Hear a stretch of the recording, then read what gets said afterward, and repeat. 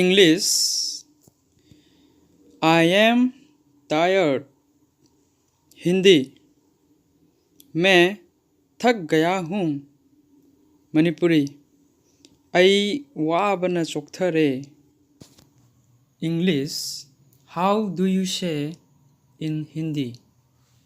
हिंदी, हिंदी में कैसे कहते हैं. मणिपुरी, हिंदी द कमायना हाइगनी. English. What time is it? Hindi, कितने बजे हैं. मणिपुरी, पुंग कया Targe. English. Do you like this color? Hindi, ये रंग पसंद है क्या. Manipuri, मसीगी मसूसी पाम्ब्रा. English. How do I go America? Hindi, मैं अमेरिका कैसे जाऊँ.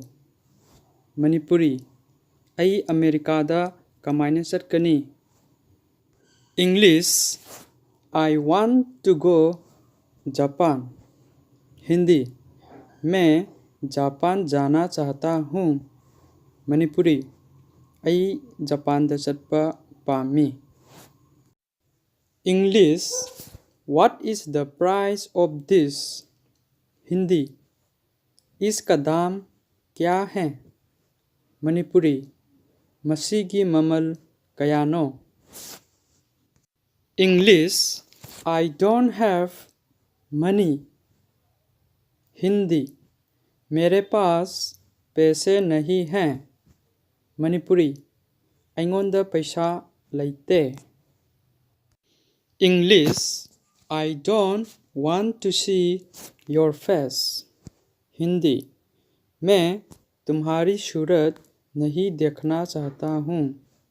मणिपुरी, आई नहाकी नसक्तु यंगनिंगदे.